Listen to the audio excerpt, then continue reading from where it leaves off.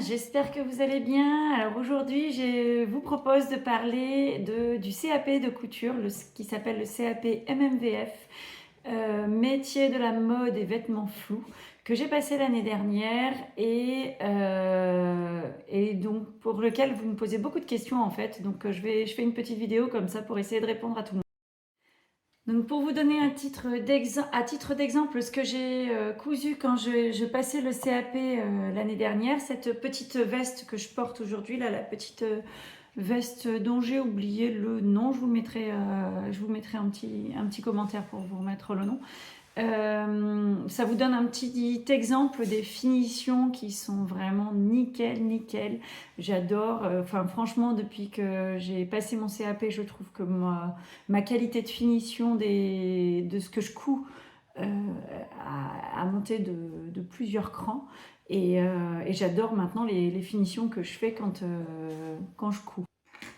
Donc par exemple, là, vous voyez, toutes les surpiqûres, les petites pinces qui sont surpiquées parce que là, c'est un lainage et que sinon, ça ne resterait pas en place. Les finitions à l'intérieur qui sont gancées. Alors pour celles qui ne savent pas, gancer, on a rajouté un biais en fait sur le long avec une piqûre à l'intérieur du biais qui est dans la couture en fait, qu'on ne voit pas. Une couture sillon. Et ensuite une piqûre à la main à la fin sur le bas. Donc tout l'ourlet est fait à la main et il est complètement invisible sur l'extérieur. Alors on voit légèrement le pli que ça forme, mais je peux vous assurer que quand je la porte, il n'y a personne qui voit mon ourlet. Là, forcément, avec toute la lumière que je mets, là, on voit la petite démarcation. Mais c'est plus peut-être parce que je viens de tirer sur le tissu. Mais vous voyez, et les finitions sont à l'intérieur, à la main, on voit rien. Donc ça, c'est vraiment des qualités de finition qu'on a qu'on apprend en fait quand on passe le CAP et qui sont juste extraordinaires. Donc d'abord pour recadrer un petit peu, je couds depuis, je dirais une quinzaine d'années. J'ai beaucoup cousu. J'ai commencé par coudre, j'ai fait pendant 2 ans des cours de couture sur l'île, dans un petit atelier qui n'existe plus d'ailleurs à l'heure actuelle. Et où je faisais voilà, 2 heures de cours par soir toutes les semaines pendant 2 ans. Enfin sur une quarantaine de semaines dans l'année. Donc là, j'ai appris beaucoup sur comment coudre un vêtement, etc. Parce que j'avais jamais touché une machine de ma vie. Donc ça m'a permis de débuter. Par contre, j'avais quand même... donc c'était un cours de couture où je suivais des patrons tout faits et où voilà, j'avais cousu des vêtements, mais je les portais jamais parce qu'en réalité, j'ai une morphologie elle peut ne pas paraître comme ça, mais une morphologie qui ne s'adapte pas trop aux standards. Et donc du coup, je ne rentrais jamais dans les vêtements, ça ne m'allait pas. Donc bref, je ne les ai quasiment pas portés. Mais j'ai beaucoup appris en couture. Suite à ça, j'ai continué à coudre pas mal d'accessoires parce que ça m'avait un peu déçue de pas réussir à coudre des vêtements qui m'allaient. Donc j'étais plutôt partie un peu sur l'accessoire, mais le vêtement me plaisait quand même. C'est à la base la raison pour laquelle j'ai commencé à coudre. Et je me suis cousue il y a quelques années ma robe de mariée. Si je vais essayer de vous retrouver des photos et de vous les mettre en incrustation pour que vous voyez à quoi elle ressemblait. C'était vraiment robe bustier avec enfin, la robe princesse quoi. Là, je m'étais fait aider d'une dame qui cousait beaucoup chez elle et qui avait cousu dans des ateliers parce que faire du moulage sur soie, pour soi, c'est compliqué. Donc du coup, je m'étais fait aider de quelqu'un. Elle m'avait bien aidé en fait à faire Corinne. D'ailleurs, si tu regardes la vidéo, je te fais de gros bisous. Elle m'avait bien aidé à faire le buste, etc. à ma taille. Avec ça, en fait, ça m'avait permis de faire vraiment quelque chose qui était à ma morphologie, qui me correspondait exactement. J'y ai passé quelques mois, mais j'étais très contente du résultat. Même si maintenant, quand je la regarde, les finitions de ce que j'avais fait n'étaient pas aussi bien que ce que j'attends maintenant, même si je pense que personne dans notre entourage s'est rendu compte de ça, parce que ça ne se voyait pas en fait, mais le niveau d'exigence que j'ai maintenant dans les finitions est bien plus élevé, et du coup, voilà. Donc voilà un petit peu mon parcours. J'ai continué à faire pas mal de couture avec des box couture. J'étais inscrite pendant pas mal de temps à la box crafting. J'ai arrêté pour plusieurs raisons. Déjà, c'est un certain coût. Même si ça me faisait plaisir de mettre cet argent-là pour quelque chose qui me plaisait, je me détendais en cousant et tout ça, donc j'ai été abonnée je crois 2 ans. Ça m'a fait vraiment plaisir, j'ai vraiment bien aimé ça, mais voilà, au bout d'un moment on veut passer à autre chose. Les vêtements, certains je les mets, certains autres pas vraiment. Toujours dans l'idée, parce que j'ai une morphologie qui colle pas trop au standard. Et donc, il y en a certains qui m'allaient pas vraiment et que je mettais pas. Il y a aussi des fois où le tissu me plaisait pas plus que ça. Donc, finalement, j'avais arrêté pour toutes ces raisons-là. Mais je trouve que c'est super pour s'y mettre quand on connaît pas trop. On a tout en main. Enfin, c'est clé en main. On n'a pas besoin de s'embêter. Donc, on ne doit pas passer 2 heures à chercher quel type de tissu va bien pour ce patron, est-ce que je vais avoir besoin de boutons et lesquels, et combien, et machin. Là, on a tout, c'est clé en main, et on est prêt, et on peut coudre. Donc, et c'est le principal, c'est quand on se met à la couture, c'est ce qu'on aime, quoi. Donc voilà, c'était parfait pour ça. Et ensuite, donc j'ai arrêté les box de couture, j'ai voulu continuer à coudre moi-même. En parallèle, je suis bénévole dans une asso depuis... maintenant, on va dire que ça fait peut-être 8 ans que je suis bénévole dans cette asso. J'y étais juste à titre de bénévole au départ. Ensuite, enfin une asso de couture, hein, je précise. Maintenant, je suis passée présidente parce que la présidente n'est plus dans le secteur. Et je m'éclate à faire à être dans cette asso. On en parlait justement hier, hein, Clémentine, si tu regardes, petit coucou. Donc c'est vraiment une asso, j'adore y passer du temps, etc. Et les filles, d'ailleurs les filles, je pense que vous me regardez aussi, donc si vous regardez, je vous fais plein de gros bisous. Et je vous dis d'ailleurs à tout à l'heure, on se voit ce soir. Et ensuite, j'ai aussi en parallèle créé mon entreprise de couture il y a maintenant un an tout juste. Et pour donc en même temps que j'ai créé l'entreprise, j'ai passé mon CAP. Et maintenant que j'ai passé mon CAP, je fais une formation de modélisme, donc pour faire des patrons sur mesure. Pour le CAP, moi je l'ai passé en 2 ans. Alors je l'ai passé en candidate libre parce que je travaille à temps plein, que c'est compliqué, que je ne pouvais pas débloquer mon CPF pour le faire. Je m'étais renseignée en fait, et je travaille dans la fonction publique, et dans le secteur où j'étais, c'était pas possible. Je pense que les règles ont un peu changé ces derniers temps, mais en tout cas, quand moi je m'étais renseignée, c'était pas faisable. Donc, du coup, il fallait que je le finance moi-même, il fallait que je puisse le passer en 2 ans, parce que je travaille à temps plein, j'ai un enfant de 7 ans, et donc à l'époque, il était en CP, donc beaucoup de suivi au niveau des devoirs, etc. Et j'ai une maison avec énormément de travaux qu'on a acheté il y a quelques années, mais on a vraiment, vraiment beaucoup de travaux. Donc du coup, je m'étais dit, tout ça, tout ensemble, je vais pas réussir à le faire en 1 an, c'est pas possible, j'y arriverai pas. Donc je suis partie pour le faire en 2 ans. J'ai pas réussi à trouver de système de formation où le faire en 2 ans. Donc je suis partie à le faire toute seule. Toute seule, c'est-à-dire avec un livre et des vidéos. Donc je vous explique ça tout de suite. Donc tout d'abord, je vais revenir un petit peu sur l'examen, sur comment il fonctionne. L'examen en fait fonctionne en deux grandes épreuves.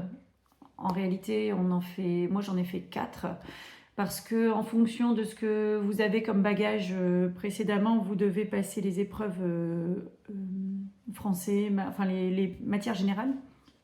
Moi j'en avais pas besoin. On est dispensé en fonction des diplômes qu'on a. Déjà. Donc du coup, comme moi j'ai un bac+3, j'ai été dispensée des épreuves générales.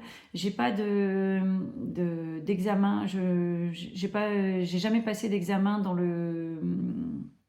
dans le professionnel. Donc du coup, je devais passer l'épreuve de... C'est l'épreuve de PSE, j'avais perdu le nom. C'est tout ce qui est sécurité au travail, tout ce qui est SST, etc. Donc moi, celle-là, j'ai eu besoin de la passer. Et après, c'est une épreuve qui m'a pas demandé énormément de travail, celle-là. Celle-là, j'ai travaillé réellement une journée, je crois, ou une journée et demie, plus, pour préparer l'épreuve. Et j'ai eu 15, donc je me dis que bon, j'ai bien fait de ne pas passer plus de temps que ça. Pour moi, cette épreuve-là, elle était essentiellement sur de la logique de fonctionnement d'entreprise et de secourisme. Et donc voilà, du coup, elle ne nécessitait pas plus de travail. Ensuite, j'ai aussi passé une épreuve optionnelle qui est l'épreuve d'anglais. J'étais dispensée des autres, même le sport aussi. Mais l'épreuve d'anglais, je l'ai passée quand même parce que, étant donné que c'est une option, elle ne peut pas vous faire perdre de points. Elle ne peut que vous en faire gagner. Et en l'occurrence, comme je suis bilingue, elle me permettait vraiment de gagner des points. Et elle m'a permis d'avoir 10 points supplémentaires parce que on ne compte que les points au-dessus de la moyenne. Et donc du coup entre 10 et 20, et comme j'ai eu 20 à l'épreuve, parce que c'est un niveau qui est attendu, c'est un niveau A1 je crois, ou A2, je ne sais plus. Dans les échelles en fait, je ne sais plus, il faudrait vérifier A1 ou A2, mais c'est un niveau assez basique en anglais, et du coup je savais que j'allais l'atteindre sans problème. Et ça m'a permis quand même d'avoir quelques points en plus. C'est des points qui sont grappillés facilement pour moi. Et donc du coup, je voyais pas pourquoi ne pas les passer. Et ensuite, les épreuves qui sont typiques couture, il y a 2 épreuves. Donc ce que je vous disais tout à l'heure, l'épreuve EP1 qui, elle, correspond à du patronage. C'est le gros des points qu'on peut avoir, c'est sur du patronage, donc des légères modifications de patron. Par exemple, c'est à savoir ajouter des marges de couture, c'est savoir déplacer... non, je suis même pas sûre qu'il y a déplacé des pinces. Je ne sais plus, faudrait vérifier, mais il y a quelques des petites modifications de patronage à faire. Par exemple, modifier une poche. Je ne sais même plus en fait, j'avoue. Et pourtant c'était au mois de juin et on est au mois de janvier, et c'était il n'y a pas si longtemps, et je ne me souviens même plus. Peut-être parce que j'ai fait tellement de patronage depuis septembre là que je m'en mêle les pinceaux à force, mais de mémoire, c'était des choses assez basiques en patronage. Il y avait juste à bien faire attention, par contre, pour tout ce qui était marge de couture, à les mettre dans le bon sens, à aller parce que quand on a des choses qui sont dans ce sens-là ou dans ce sens-là, les marges de couture, elles partent dans l'autre sens. Donc c'était essentiellement ce genre de choses-là à faire. Et donc voilà, ça doit être travaillé, ça demande du travail, mais ça n'est pas insurmontable. Ensuite, il y avait une partie sur l'histoire de la mode, une partie sur le dessin de style, et il y a une dernière partie, je vérifie en même temps...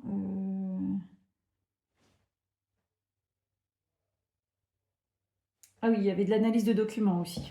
Alors l'analyse de documents, en général, elle est assez simple.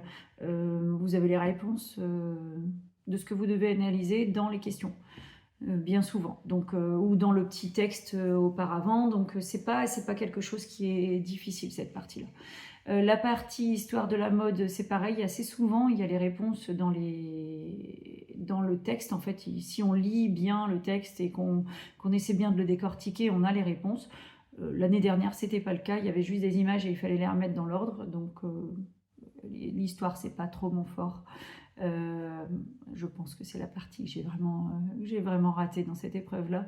Celle-là est l'épreuve de dessin de style, pour le coup, parce que j'avais plus beaucoup de temps pour le dessin de style, donc j'ai fait quelque chose de très très basique, et pourtant j'aime bien le dessin, mais là ouais, j'avoue que mon dessin il ressemblait plutôt à un dessin d'enfant de 5 ans.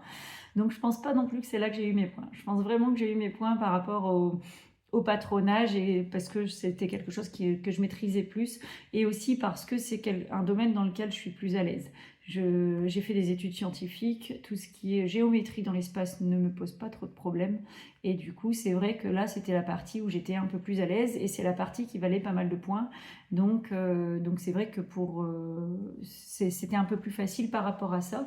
Maintenant, c'est pas parce que c'était plus facile que je l'ai pas travaillé. J'ai passé énormément d'heures à le travailler quand même. Mais là où j'ai le plus travaillé, c'est la deuxième épreuve, l'EP2, qui elle est sur la fabrication d'un vêtement. Vous avez une gamme de montage. Alors je vais vous montrer à quoi ça ressemble une gamme de montage. Voilà à quoi ça ressemble une gamme de montage. Alors celle-là, elle est très très détaillée parce qu'elle correspond à un livre pour apprendre pour le CAP et que du coup on a toutes les explications. En gros, toutes les parties orange, vous les avez pas dans la gamme de montage, vous avez que les parties blanches. Ces parties-là qui vous expliquent un petit peu comment monter le vêtement. Vous avez des petits schémas. Donc vous avez à chaque fois une petite explication, vous avez le petit schéma avec le schéma en coupe, et ici avec des petites précisions ou des petites observations sur ce qu'il faut faire en particulier. Cette gamme de montage, il faut la suivre scrupuleusement parce que c'est ça qui est évalué. Donc si c'est écrit qu'il faut coudre à 10 mm, il faut coudre à 10 mm et pas à 11, ni à 12, ni même à 8. On est sur une évaluation qui est au millimètre près pour tout. Donc du coup, il faut vraiment apprendre à être précis. Ce que je n'étais pas du tout avant de commencer à passer le CAP. Donc du coup, c'est vraiment l'épreuve que j'ai dû vraiment travailler. Donc je me suis beaucoup exercée par rapport à ça. J'ai fait pas mal de patrons où je mesurais en fait à chaque fois tout le temps. J'étais avec mon petit réglé à côté. Je vous ai déjà montré, allez voir dans la vidéo sur l'organisation de mon atelier. En fait, je vous montre comment j'ai mon petit réglé toujours à côté de moi parce que je suis tout le temps en train d'aller vérifier la mesure de ma couture. Ça, c'est vraiment quelque chose que j'ai appris avec le CAP, c'est d'être précise et donc de mesurer. Et je mesure toujours aussi quand je bouge mon aiguille, en fait, si mon aiguille elle est bien à autant de millimètres du bord pour savoir où je dois me repérer pour pouvoir avoir la bonne mesure. Pareil, par exemple, si on fait des erreurs, ça arrive régulièrement. Je vous l'ai déjà montré dans certaines vidéos, notamment la vidéo du tailleur, je vous le mets là, de la veste tailleur. Où je vous montre comment, quand j'ai fait une erreur, à un moment donné, je n'ai pas cousu à la bonne distance et je découpe qu'une petite zone et ensuite je viens recoudre cette zone-là et pile poil comme il faut. Et ça, c'est faisable complètement quand on est sur des coutures intérieures. Par contre, quand on est sur des surpiqûres, comme ici, là, une surpiqûre comme ça, ben là, non. Non, il faut que la surpiqûre, elle soit d'un seul fil, du début à la fin. Donc ça, c'est pareil, ça est un entraînement, parce qu'au départ, ma surpiqûre, des fois... Parce que la surpiqûre, pareil, hein, elle doit être tout du long, toujours à la même distance. Et donc si ça fait une petite vague, on ne peut pas dire de couper la petite vague et revenir faire le raccord. Ça se verra au-dessus, en dessous, ça fait pas beau. Donc sur les surpiqûres, c'est jamais zéro défaut. En fait, elles doivent être faites d'une seule traite et sans arrêt et toujours à la même distance. Donc c'est vraiment quelque chose qui s'apprend en fait et qui s'apprend en décousant et en refaisant et en redécousant et en refaisant. Et c'est comme ça que c'est à force de s'entraîner qu'on y arrive. Donc ensuite, comment je l'ai préparé? Alors je l'ai préparé avec ce livre-là, le livre de Passer votre CAP couture. Il y a encore des marque-pages dedans hein, parce que j'utilise de façon régulière. Passer votre CAP couture avec Artesane et qui est écrit par Christine Charles. Ce livre, c'est franchement ma bible au niveau couture. C'est vraiment... j'ai adoré. Il est présenté mois par mois. Alors mais vous avez en fait chaque mois un patron de base. Pour vous montrer un petit peu, chaque mois en fait on vous donne le programme, on vous dit un peu ce qu'il y a à faire, les patrons de base que vous pouvez faire, comment vous organiser, comment améliorer. On vous donne des petits basiques à coudre tous les mois. Dans les basiques ne sont pas imposés, en fait on vous dit les caractéristiques dont on a besoin pour le basique. Donc par exemple ce mois-ci on veut que ce soit une robe 3 trous peu importe laquelle, mais une robe 3 trous. Et donc du coup, vous allez chercher soit dans vos patrons ce que vous avez qui pourrait correspondre, soit vous avez une liste qui est donnée à titre indicatif. Vous pouvez aller piocher dans cette liste-là et avoir les patrons qui correspondent et du coup faire vers votre petit essai de basique.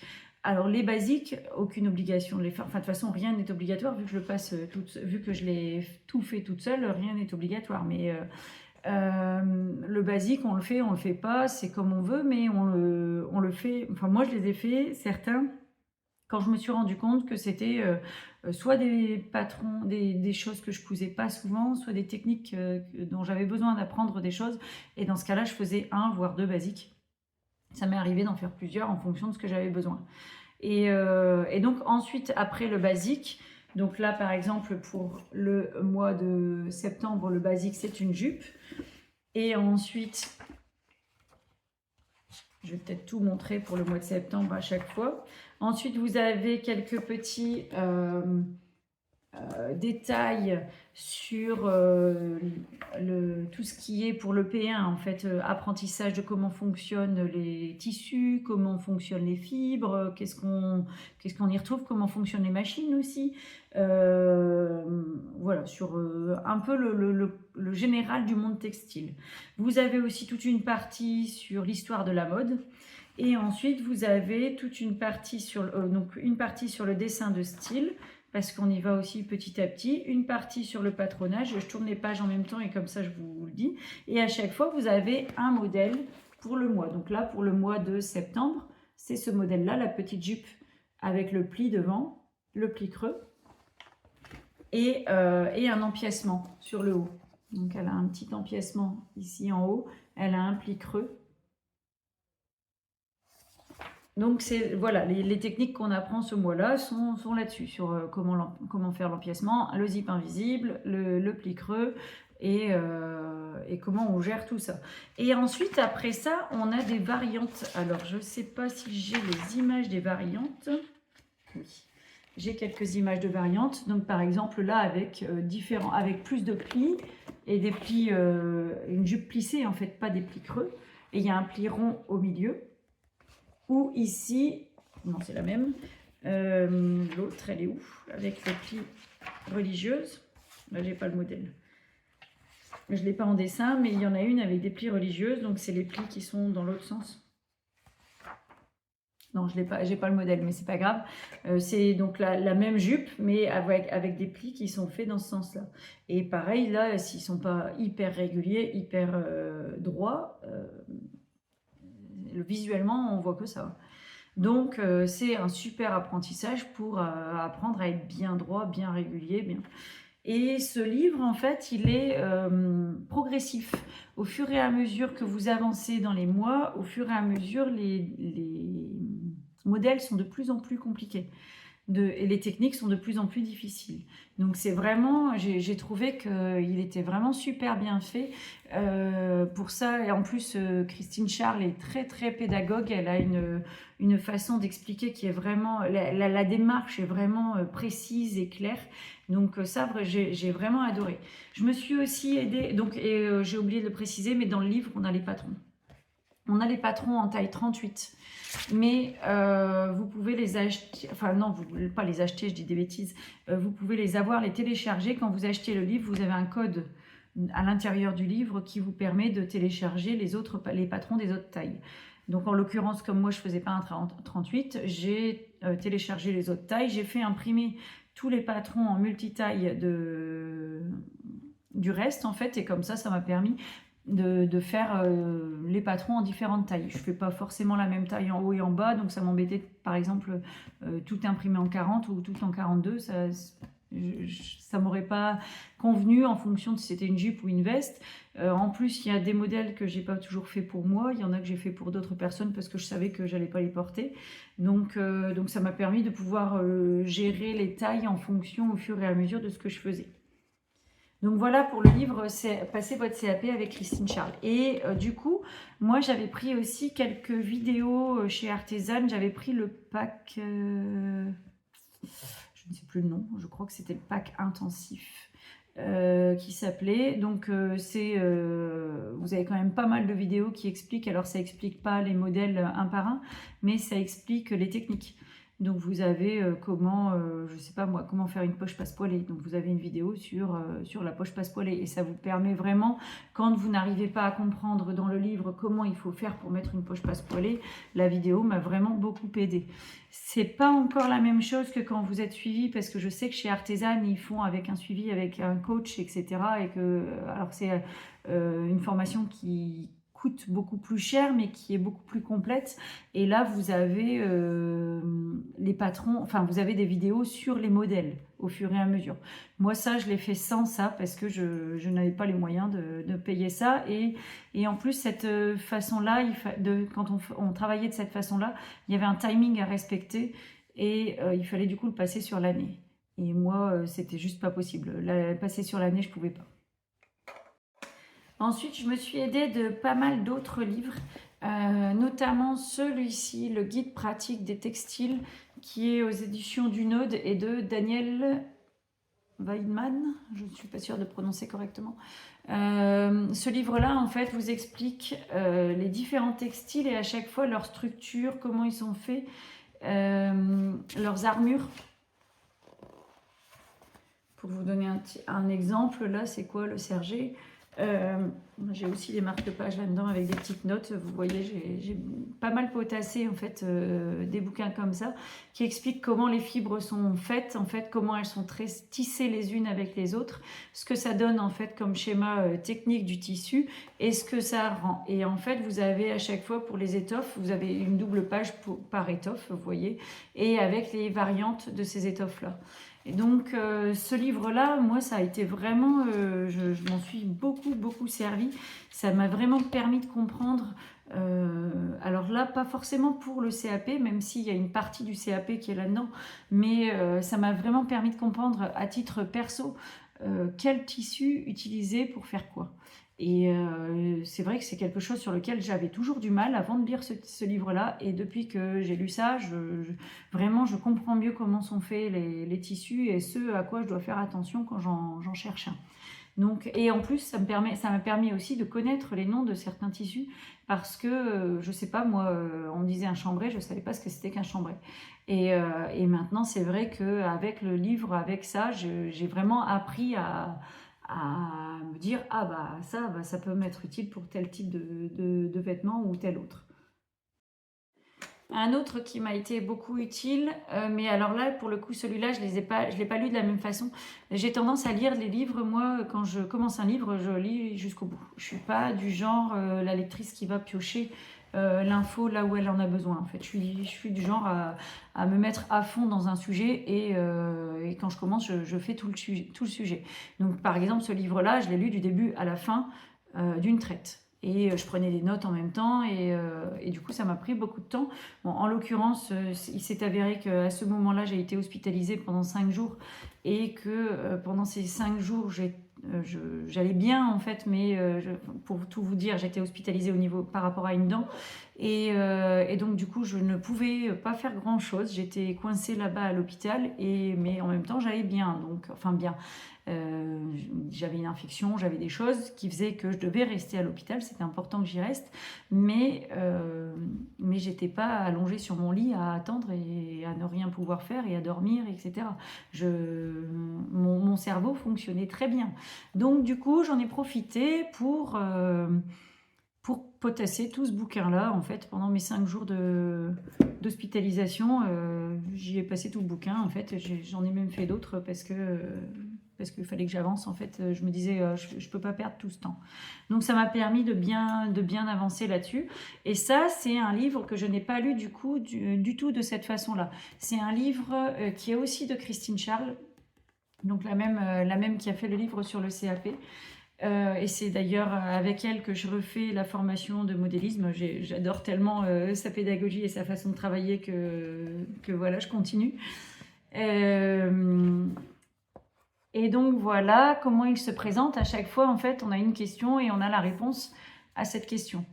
Donc vous voyez, j'ai mis des post-it parce qu'il y a des choses des fois qui m'intéressent plus que d'autres et où je me dis ah ça j'y reviendrai plus tard. Et donc du coup, je mets des... une fan de ces petits post-it là, j'en utilise tout le temps. Et donc du coup, ça, ce livre-là se lit pas forcément d'une traite. C'est plus quand on va avoir une question, venir aller voir comment la technique qu'on peut aller voir pour... on va aller chercher la technique pour pouvoir résoudre le problème que l'on a. Autre chose, un autre livre aussi, alors je ne l'ai pas utilisé finalement, parce que j'ai pas eu le temps, mais je pense que je l'utiliserai à l'avenir. Parce que j'aime bien, c'était dans l'idée de continuer à utiliser des gammes de montage, parce que pour tout vous dire, une gamme de montage, ça paraît compliqué au point de départ, mais en réalité c'est un vrai bonheur. Une fois qu'on a compris comment ça fonctionnait une gamme de montage, franchement, faire un patron qui n'a pas une gamme de montage, c'est barbant après, parce que y a des tonnes de trucs à lire, on tourne autour du pot, ou pour aller chercher les infos, c'est plus compliqué, alors que dans une gamme de montage, l'info, on l'a tout de suite, et on sait où aller la chercher, et les choses sont faites de façon logique, et c'est un vrai bonheur de coudre avec une gamme de montage, je trouve. Donc du coup, voilà, là il y a un livre supplémentaire que Christine a sorti pour continuer à utiliser des gammes de montage, et c'est différents modèles aussi. Donc pareil, je pense que c'est le même principe.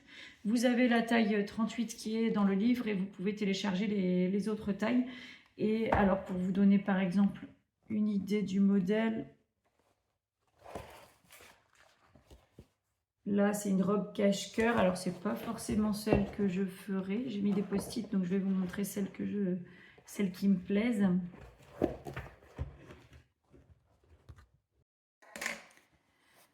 Par exemple, ce pantalon-là, avec les boutons sur le devant, comme ça, pour la fermeture. Moi, ça je suis fan, j'adore. Donc voilà, ça c'est le genre de patron que je ferai. Et en plus, avec une gamme de montage derrière, je serai aux anges. Donc ouais. Je ne l'ai pas forcément utilisé, mais ça peut être utile.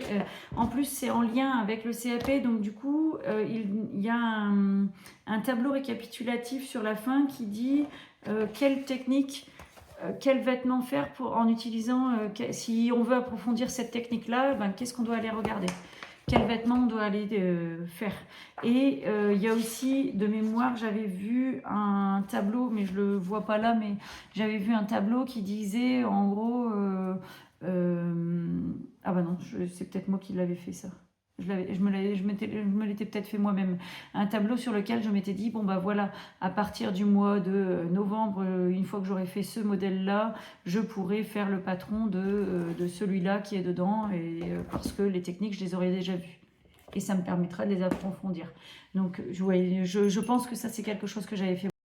Un autre livre que j'ai beaucoup utilisé, c'est celui-ci, les 56 pièces d'études en couture avec des gammes de montage en fait. Mais là, vous ne faites pas de vêtements complets, vous faites juste des pièces d'études. Donc par exemple, j'ai pris une page au hasard. Ici, c'est le montage de la ceinture élastiquée au dos. Donc vous avez l'explication, vous avez le patron dans le livre, et vous avez la gamme de montage qui vous explique comment faire avec des petits schémas, etc. Alors celui-là, dans les 56 pièces, je pense que j'ai dû en faire une trentaine. J'ai vraiment, il y avait des points techniques sur lesquels, parce que forcément, quand on coud les vêtements, on n'a pas le temps de tout coudre. Je sais pas moi, je crois que j'ai fait tous les différents types de poches qu'il y avait dedans. J'ai fait tous les différents types de fentes qu'il y avait dedans, parce que on en voit une ou deux quand on coud un vêtement. Là, par exemple, dans ce vêtement-là, vous voyez, il y a une petite fente, donc j'avais vu celui-là. Mais les autres façons de faire des fentes, pas forcément. Donc moi j'avais fait les pièces d'études parce que ça me permettait d'aller plus vite et de voir juste une technique en particulier, cette technique-là. Des pièces d'études notamment dedans sur les poches passe-poilées, là il y en a plusieurs. Je les ai toutes faites, et il y en a certaines, je les ai refait parce que j'avais fait exprès dans mes pièces d'études de choisir un tissu un peu fluide qui bougeait beaucoup, pour m'obliger à être précise et à bien réussir, techniquement parlant, à avoir bien compris et à avoir fait les finitions de façon nickel. Donc, par exemple, la poche passe-poilée, je me souviens que je l'ai refaite je l'ai refaite 3-4 fois parce que elle me convenait pas, elle avait bougé légèrement, elle était plus alignée, ça allait pas. Et je pense que j'ai bien fait parce que le jour de l'épreuve, j'ai pas... Alors en l'occurrence, j'ai pas eu de poche passe-poilée, mais j'ai pas eu trop de difficultés sur les points techniques parce que je pense parce que je m'étais vraiment bien entraînée. Alors j'en ai quand même eu, hein, bien sûr. De toute façon, j'ai pas eu 20, hein, donc j'ai quand même eu des problèmes techniques, mais je trouve que c'était des problèmes euh, relativement corrects en fait, des petites erreurs, mais ça allait. C'était pas forcément un sujet qui était très facile, il était long. Il y avait beaucoup de choses à faire. C'était la jupe. Elle avait peut-être un nom, mais je me souviens plus. C'était une petite jupe avec une petite ceinture et un fronçage dans le bas. Assez jolie, je la trouvais jolie. Mais voilà, elle avait quand même quelques petits points techniques au fur et à mesure, mais elle était surtout très longue. C'était difficile de la terminer dans les 16 heures, parce qu'il y a 16 heures d'épreuve. J'ai oublié de préciser ça. Pour l'épreuve EP1, elle se fait en 4 heures, je crois. Oui, je crois.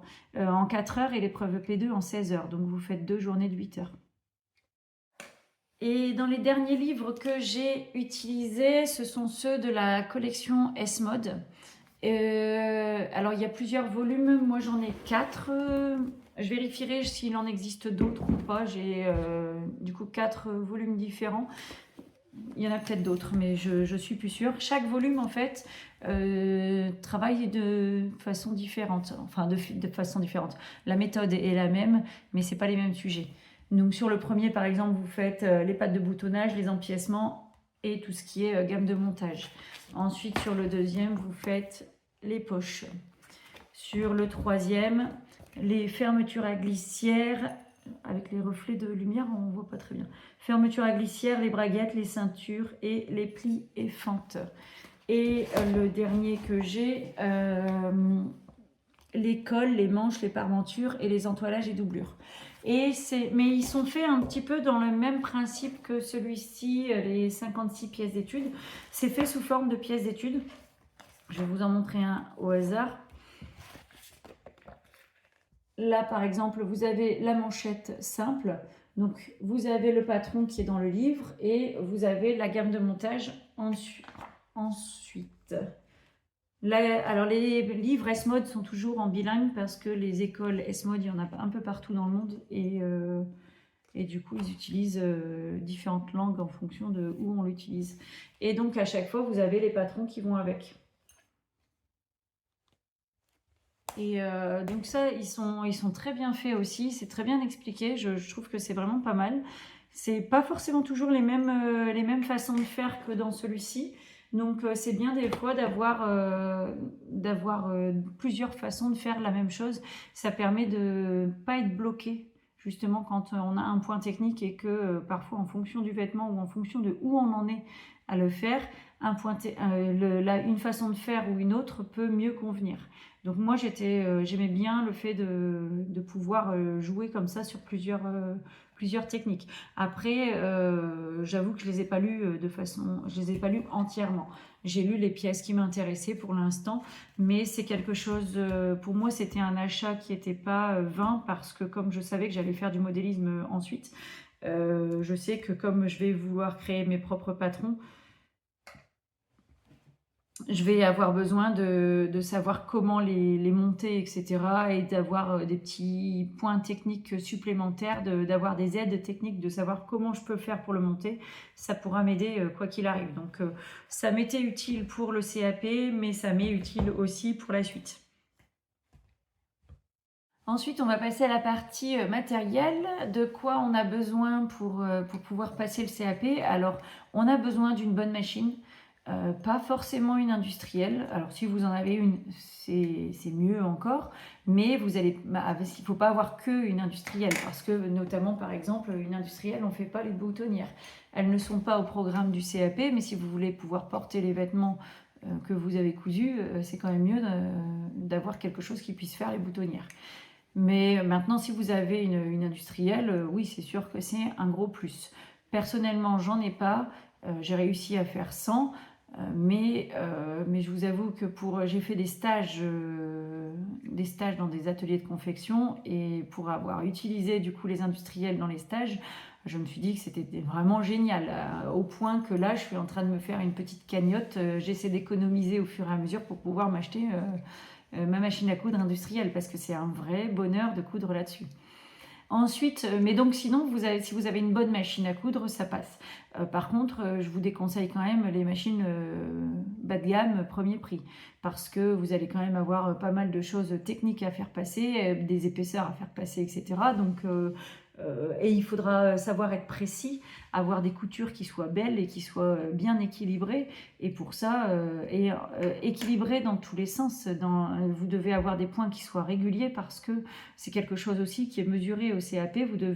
On vous dit au point de départ sur la gamme de montage combien de points vous devez faire par centimètre. Donc par exemple, vous savez que vous avez 4 points au centimètre. Il faut régler sa machine pour qu'elle ait 4 points au centimètre. Donc il faut savoir régler sa machine, il faut apprendre à la régler comme il faut, mais il faut aussi que le point sur la machine soit régulier, parce que si vous avez une machine qui un coup fait un point, un coup fait 4 points au centimètre et un coup en fait 5, ça ira pas en fait pour le CAP. Donc du coup, il y a le côté savoir passer les épaisseurs, mais il y a aussi le côté régulier, etc. Donc il faut une machine fiable. Donc moi, je ne partirai pas en budget pour des machines premier prix. Je partirai avec un milieu de gamme au minimum. J'ai une machine qui est milieu voire haut de gamme, et elle est à la limite entre les deux. Elle n'est pas tout à fait dans le haut de gamme, mais elle est juste en haut du milieu de gamme, on va dire, et elle était parfaite pour passer le CAP. Ensuite, en petit matériel spécifique, ce que je vous avais dit dans ma vidéo sur l'organisation de mon atelier, donc que je vous ai mis en référence et que je vous mettrai aussi en barre d'infos, tout ce petit matériel-là est très utile. Vous avez besoin d'un petit peu de matériel aussi de patronage. Vous avez besoin d'avoir un pistolet, vous avez besoin une règle japonaise, un petit réglé, des petits ciseaux. Après, c'est le matériel basique, mais sans rien d'extraordinaire. Dans le pistolet, vous en avez besoin qu'un seul, vous n'en avez pas besoin de 50. Donc, au niveau budget, ça va. Par contre, il faut budgétiser tout ce qui est tissu. Parce que vous allez faire pas mal de modèles, etc. Donc en fonction, si vous faites des toiles qui sont non portables, vous prenez un tissu qui n'est pas trop cher, mais c'est quand même pas la même chose de coudre sur un tissu qui est pas cher que de coudre sur un tissu qui a plus de valeur. Il ne glisse pas de la même façon, ils ne se tiennent pas de la même façon, ils n'ont pas le même tombé, etc. Et donc c'est vrai que moi je conseille quand même de ne pas faire que des toiles, de faire des vêtements qui sont portables, même si c'est pas pour vous. Si dans ce cas-là, faites-les pour quelqu'un d'autre. Si vous préférez, si vous n'avez pas envie de les faire pour vous, en fait, il n'y a pas de problème, faites-les pour une autre personne, mais faites des vrais vêtements avec les vrais tissus, avec les bons tissus comme ils doivent être faits. Ensuite, moi j'avais acheté quelques kits parce que Artisan et Rêve à Soie faisaient des kits en lien avec le CAP. Je ne les ai pas tous achetés clairement parce que je ne voulais pas mettre ce budget-là. Mais j'en ai acheté quelques-uns qui me plaisaient, ou j'avais acheté aussi le premier, parce que le premier, je me disais comme ça, pour l'instant, je ne connais pas encore comment je dois chercher les tissus, comment je dois faire, etc. Et je m'étais dit, au moins, avec le premier, j'ai le matériel dont j'ai besoin. Une fois que j'avais un petit peu avancé dans la formation, je voyais un petit peu plus ce qu'il fallait que je regarde dans les tissus, et du coup ça m'a permis d'aller les chercher moi-même, soit dans mon stock, soit d'aller en acheter. Par exemple pour celui-là, je suis allée acheter directement, c'était à Roubaix d'ailleurs, avec Aurore. Je te fais un petit coucou Aurore. Et ce tissu-là, je l'avais acheté en fonction des caractéristiques qui étaient dites dans le bouquin. Ensuite, comment s'entraîner ? Il faut savoir être rigoureux quand on le fait comme ça de façon autonome, comme j'ai pu le faire. Il faut être rigoureux dans le travail, parce que c'est pas en travaillant une fois par-ci par-là qu'on va y arriver. Il faut vraiment que ce soit, je vais pas dire quotidien, mais quasi. Il faut vraiment coudre tout le temps, tout le temps, tout le temps. Il faut s'entraîner tout le temps. Et donc du coup, moi je m'étais fait un plan de bataille, on va dire. Je m'étais dit, bon bah voilà, tel mois je couds ça, tel mois je couds ça, tel mois je couds ça. Et je m'étais fait un petit planning que j'ai respecté quasi au pied de la lettre. Alors, j'ai eu la chance d'avoir un mari qui m'a vraiment supporté et soutenu par rapport à ça. Et donc, du coup, je dis supporté, mais le mot est pas correct en français, en fait. En anglais, il convient, mais pas en français. Il a été un vrai soutien parce qu'il a vraiment pris le relais sur tout ce que je ne pouvais pas faire du coup dans la maison à ce moment-là pour pouvoir travailler sur mon CAP. Donc j'ai vraiment pu compter sur lui et ça a été une vraie aide. À vous de voir aussi, en fonction de l'aide que vous pouvez avoir autour de vous, si c'est faisable en 2, voire plus d'années. En fait, essayez de vous faire un planning de en combien de temps vous arrivez à le faire et regardez les premiers mois si vous arrivez à vous tenir ou pas à votre planning ou pas du tout. Et si vous n'arrivez pas à vous tenir à votre planning, et ben allongez le temps et puis vous vous dites c'est pas grave, je prends une année de plus pour le préparer et c'est pas dramatique. Je veux dire, qu'est-ce que ça change de le passer l'année suivante? Clairement pas grand chose. Donc moi, sachant que je le préparais en 2 ans, la première année, je ne me suis pas inscrite au CAP, quoi. Je commençais à le préparer, j'ai fait à peu près une demi-année de travail sur ma première année où moi je me suis exercée. Je ne me suis pas inscrite, mais je voyais au fur et à mesure en fait la progression des autres. Parce que, ah oui, ce que je ne vous ai pas dit, c'est qu'il existe un groupe Facebook qui est qui fonctionne vraiment bien, où les gens écrivent beaucoup et où les gens répondent beaucoup. Et du coup, sur ce groupe Facebook, vous avez pas mal, c'est un vrai réseau d'entraide. Il s'appelle, je crois qu'il s'appelle CAP Artisan, CAP MMVF Artisan, quelque chose comme ça, je ne sais plus, mais je vous mettrai le lien dans la barre d'infos. Ce groupe Facebook, pour moi, a été un vrai soutien aussi.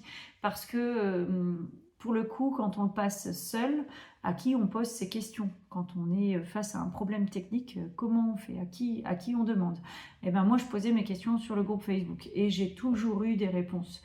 Alors, parfois, les réponses ne me convenaient pas toujours. Parfois, elle ne me convenait pas parce que je n'en étais pas encore à cette étape-là et je n'avais pas encore compris ce niveau-là d'exigence. Et en fait, c'est plus tard, après, que je les ai comprises et que je me suis dit, ah bah oui, c'est ça qu'on avait voulu me dire et que je ne l'avais pas compris. Et parfois, les aides, directement, elles m'étaient utiles et où je me suis dit, et ça me débloquait complètement et où je me disais, ah bah oui, j'avais pas pensé à ça. Donc vraiment, c'est une vraie entraide qu'il y a sur ce groupe et j'ai vraiment apprécié de pouvoir partager sur ce groupe-là. Quand on le passe en candidat libre, moi je trouve qu'il n'y a rien de tel parce que sinon, ou alors il faut le passer avec plusieurs personnes parce qu'il faut pouvoir avoir des personnes avec qui on échange et où on peut poser nos questions et demander parce que on est bloqué à certains moments de façon technique. Donc ensuite, j'avais fait aussi des annales plutôt sur la fin. Donc je me l'étais prévu dans mon planning. Dans mon planning, je m'étais dit les 2 derniers mois, je fais que des annales. Et dans les annales, c'était des annales, c'est des épreuves de 16 heures. Et donc parfois, je me suis bloquée des journées où je faisais 8 heures complètes d'un coup, mais je pouvais pas toujours me bloquer des journées complètes. Et donc quand je pouvais pas me bloquer des journées, je faisais par petits bouts, mais je me chronométrais. Sur mes morceaux, je me chronométrais pour pas dépasser les 16 heures. Comme ça, je savais. Et ça me donnait aussi des repères pour me dire, bon bah voilà, j'ai pris autant de temps à peu près pour lire le sujet. Parce que le sujet, ça prend beaucoup de temps à le lire et je vous conseille de prendre ce temps-là à le lire. Si on fonce tête la première dans le sujet, et ben bien souvent on n'a pas vu ce qu'il fallait faire après, etc. Et du coup on prépare mal son travail et résultat on perd du temps après parce qu'on doit découdre. Ça prend beaucoup plus de temps de devoir découdre et refaire que de passer du temps à le comprendre au point de départ et à le faire correctement du premier coup. Donc oui, j'ai passé énormément de temps à lire le sujet, à surligner, à voir les points techniques, à me poser des questions, à me dire bah, tiens, qu'est-ce que c'était que ça, comment ça se fait, etc. J'écrivais en fait sur mon sujet tout ce qui me passait par la tête en me disant là il y a un petit souci, je me pose une question. Et ensuite, donc lire le sujet plus bien aligner son patron sur le droit fil, le couper, ça m'a pris déjà la moitié de la première journée, donc les 4 heures, les 4 premières heures. Ça paraît énorme quand on a l'habitude de coudre et qu'on se dit oh ben, quand on coud, enfin moi je couds pas mal de vêtements, ça me prend pas 4 heures à aller imprimer mon patron, le découper et le couper. Mais là en l'occurrence, techniquement parlant, c'est tellement plus compliqué, il y a tellement de points à avoir qu'il faut prendre ce temps-là vraiment au point de départ. Et c'est en faisant des annales qu'on se rend compte qu'il faut prendre ce temps-là pour éviter de le perdre ensuite. Donc c'est vraiment important d'apprendre à gérer les 16 heures de travail. Ça a vraiment été difficile. Moi je sais que là, l'année dernière, le sujet était vraiment long et on n'est pas si nombreuses que ça à l'avoir terminé. On était 12 dans la salle. Oh, je pense qu'on a été 3 ou 4 à l'avoir fini complètement. C'est vraiment pas évident de gérer le temps et il suffit qu'il y ait un détail technique qui nous coince, il suffit qu'il y ait une petite chose qui nous a embêté, qu'on a dû découdre et refaire, voire recouper et refaire et on perd un temps fou et du coup à la fin on n'arrive pas à finir le sujet. Donc c'est vraiment important de savoir gérer ça et de savoir du coup gérer notre émotion par rapport au travail. On a toutes eu dans les 12 qui sont passés, on a toutes eu à un moment donné, on se voyait les unes les autres et à un moment donné on était rouge écarlate, on avait les cheveux comme ça et on se disait je vais jamais y arriver. Et c'est vraiment important de se dire à ce moment-là, bon bah allez, je souffle 2 minutes, je vais boire un coup, je vais pas aller boire une bière au café du coin, hein, clairement, j'ai pris mon mug de thé avec moi et je bois un petit coup, je me pose 5 minutes, je souffle et je repars après et je suis moins dans l'émotion en fait, donc du coup ça va mieux et je perds moins de temps. C'est important d'apprendre à se connaître et de savoir gérer ça. Et ensuite, on est aussi noté sur l'organisation de son plan de travail. Donc, il faut... Alors, et là, vraiment, je vous invite à aller voir ma vidéo sur l'organisation de mon atelier parce que mon plan de travail a été pensé par rapport à ça, par rapport au CAP. Je l'ai remodifié à ce moment-là parce qu'il fallait que les choses soient faites de façon fluide et pour éviter aussi d'en mettre partout parce que plus on en met partout, moins on retrouve les affaires. Et plus on perd du temps à les chercher et plus on perd du temps à faire le travail qui nous est demandé. Et en plus, dans la note, il y a une note sur l'organisation. Donc c'est vraiment important de prendre le temps au point de départ, à chaque fois que vous êtes en train de faire de la couture, de s'organiser, de réfléchir à comment on s'organise. Et une fois qu'on a pris l'habitude, qu'on a pris le pli de le faire comme ça, franchement, je vais être honnête avec vous, on ne reviendrait pas en arrière. Parce que c'est tellement fluide, c'est tellement plus logique, c'est tellement plus plaisant de coudre parce que voilà, je passe pas 1 heure à chercher mon petit réglé. Je sais, mon petit réglé, il est à côté de ma machine, dans le petit pot. Alors chez moi, on appelle ça un potch. C'est du flamand et ça veut dire le petit pot. Et donc du coup, ouais, voilà, chez moi, il est dans le petit potch à côté de la machine à coudre. Et systématiquement, je l'utilise, je le remets tout de suite à cet endroit-là, je ne le pose pas quelque part ailleurs, parce que sinon après, quand je vais en avoir besoin, je ne vais pas le trouver. Et c'est des petits réflexes à prendre dès qu'on se met à coudre et dès qu'on commence pour le CAP, parce que plus on va s'entraîner avec ces petits réflexes-là, et plus ça sera fluide et on n'aura plus besoin d'y penser le jour du CAP. Alors maintenant, je vais vous parler un petit peu des points techniques qui sont vraiment importants et sur lesquels il faut vraiment faire attention. Donc je vous avais déjà dit la précision du je couds au millimètre près, donc ça, et de façon en suivant bien les courbes.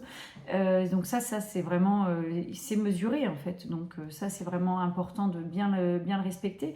Il y a ensuite le côté respecter le droit fil. Vous êtes mesuré, vous êtes vérifié par les examinateurs sur le positionnement de votre patron sur le tissu. Et le tissu le patron doit être vraiment mis sur le droit fil. Il est pareil, vérifié au millimètre. Et donc pour ça, il existe des petites techniques que vous apprenez notamment dans le livre. Et donc c'est vraiment important parce que si vous avez moins que 2 pièces qui sont pas tout à fait dans le droit fil, c'est accepté, vous refaites, vous recommencez, etc. Mais je pense que dans ce cas-là, à vérifier, à demander peut-être avec des examinateurs si c'est le cas, mais je crois que quand c'est comme ça, vous perdez pas de points. Mais par contre, s'il y en a plus, là, vous perdez des points. Donc, c'est vraiment important d'être au millimètre près, d'avoir toutes les pièces qui sont vraiment pile poil dans le droit fil. Il ne faut pas de légers biais, il n'en faut pas. Ensuite, le repassage. Repassage hyper important. Ça, on passe un tiers de son temps au fer à repasser au CAP. Pour le coup, par contre, on a des fers à repasser qui sont extraordinaires, avec des tables à repasser aspirantes. Alors je pense que c'est pas dans tous les centres d'examen le même matériel, mais pour le coup, là où j'étais au centre de Calais, il y avait des machines, des tables à repasser aspirantes avec le fer industriel, hein, mais ça repasse mais super bien. Je suis sortie de là en me disant oh, je veux m'acheter un fer à repasser comme ça. Bon, en l'occurrence, je vais aller regarder les prix et je ne m'achèterai pas de fer à repasser comme celui-là, mais c'est complètement hors budget. Mais c'est un vrai plaisir de repasser avec ça. C'est moi qui déteste repasser, là j'ai adoré, quoi. Mais important de bien le faire, de respecter. Quand on fait son repassage, il est pareil, au millimètre aussi. Donc moi j'avais une petite règle de repassage, les règles de chez Prime. Et il me semble que je vous en parle dans l'organisation de l'atelier, les règles de chez Prime. Si vous voulez, je vous fais aussi une petite liste dans la barre d'infos, je vous ferai une petite liste du matériel que j'affectionne particulièrement. Et donc avec ma règle de repassage, je vérifiais au fur et à mesure et j'allais tout doucement pour être sûre d'avoir mon pli pile au millimètre près, là où je voulais qu'il soit. Donc ça, c'est vraiment important. Autre chose aussi, l'écran. Quand vous préparez votre tissu, donc vous devez le mettre au droit et ensuite donc vous le coupez et vous devez faire l'écran. Une fois que vous l'avez coupé, vous refaites évaluer parce qu'elle vient de vérifier que vous avez bien coupé et que pareil, vous êtes au millimètre. Et l'écran, pour le coup, moi là-dessus, j'avais eu une remarque parce que j'avais fait des crans un peu trop profonds au goût de l'examinatrice. Elle m'avait dit, bah, vous n'avez pas de problème quand vous cousez avec des crans grands comme ça. Comme j'ai jamais été vérifiée sur ce que je faisais, j'avais jamais remarqué que c'était vraiment très profond. J'ai jamais eu le problème en l'occurrence. J'ai pas eu de problème non plus au CAP, ça n'a pas débordé, ça n'a pas dépassé, ça dépassait pas mes marges de couture, donc ça a fonctionné. Mais depuis, à chaque fois que je fais mes crans, je pense à elle et je les fais plus petits. Et je me dis, elle avait sans doute bien raison. En fait, je les faisais grands. Je m'en étais jamais rendu compte. Je m'en suis rendu compte le jour du CAP. J'ai eu la chance que ça m'a pas porté préjudice parce qu'ils étaient profonds, mais pas trop. Mais c'est vraiment important. Il y a aussi, dans ce qui est vu aussi, c'est les finitions, les petits fils qui dépassent. On coupe tous ces petits fils au fur et à mesure, comme ça on est sûr, il n'y a pas de petits fils qui dépassent. On rentre les surgés, on rentre tous ces surgés, comme ça il n'y a pas de problème non plus. Je vous le mets dans une vidéo, il me semble que c'est dans la vidéo de la veste tailleur, où je vous explique comment, enfin je vous le mettrai là, si c'est pas celle-là, je vous mettrai en lien la bonne vidéo, celle sur laquelle je vous montre comment rentrer les fils avec un remailleur. Ça va super vite en le faisant comme ça et franchement ça va presque aussi vite que de couper le fil, mais la finition elle est nickel, c'est bloqué, ça ne s'enlèvera plus. Donc ça c'est vraiment important de regarder le... Donc pour conclure un petit peu toute cette vidéo, dites-vous que s'entraîner pour l'épreuve du CAP c'est un marathon, c'est pas un sprint. Ça prend du temps, mais au fur et à mesure, en fait, on avance. Et c'est pas du jour au lendemain qu'on va savoir le faire. Et dites-moi, vous, est-ce que vous pensez le passer en candidat libre ou en école? Écrivez-le moi dans les commentaires, ça m'intéresserait de savoir.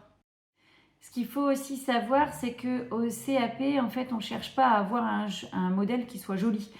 Alors même s'il peut l'être, hein, c'est pas ça, mais ce qu'on cherche, c'est qu'il soit conforme aux règles industrielles. Et c'est ça qui est important de retenir, de garder en tête quand on veut passer le CAP. C'est qu'on cherche à former des couturiers et des couturières pour l'industrie. Et donc, qui dit pour l'industrie, dit avec le respect de certaines normes. Et c'est pour ça qu'il y a cette exigence-là. Donc voilà, maintenant vous avez toutes les clés pour pouvoir passer votre CAP en toute tranquillité. Alors peut-être que ça vous fait peur, et je comprends bien que ça puisse faire peur, mais est-ce que vous pouvez réussir à avoir votre CAP? La réponse est oui. Oui, bien sûr que vous pouvez y arriver. Il faut y aller étape par étape, petit à petit, et vous y arriverez. N'oubliez pas que le jury n'est pas là pour vous piéger. Il vous aide en plus en général. Il est là vraiment pour voir si vous savez le faire ou pas. Mais vraiment, alors, pour le coup, moi j'ai eu la chance d'avoir un jury qui était très bienveillant et où je vous avoue que ça m'avait fait peur un petit peu au début parce que j'avais eu cette impression qu'ils étaient très très exigeants et je m'étais dit oh là là, ça va être compliqué, ça va être difficile, etc. Mais en réalité, vraiment le jury qu'on a eu était très très bienveillant. Et dites-vous aussi que si vous ratez quand vous vous entraînez, eh ben c'est là que vous apprenez. On apprend bien plus de ses erreurs que de ses réussites. Et alors là, c'est mon côté enseignante qui va parler. Parce que je ne vous l'ai pas dit, mais je suis enseignante. Quand on réussit, ça arrive parfois qu'on réussisse un peu par hasard. Voilà, on a fait pareil, mais on ne sait pas trop pourquoi, et du coup on l'a appliqué et on a réussi.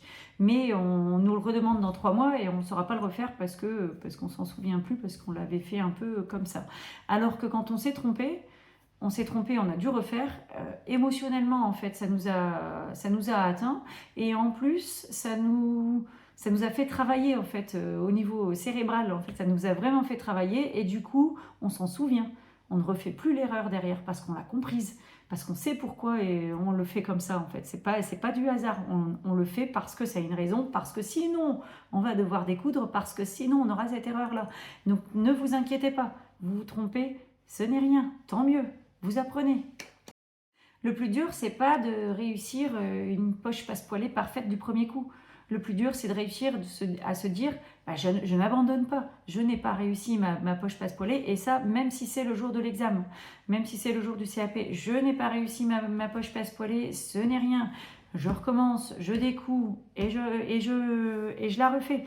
Le temps presse, on est dans la panique, et ben c'est pas grave. Il vaut mieux ne pas avoir terminé, mais avoir fait les choses bien, plutôt que de les avoir faites vite et bâclées.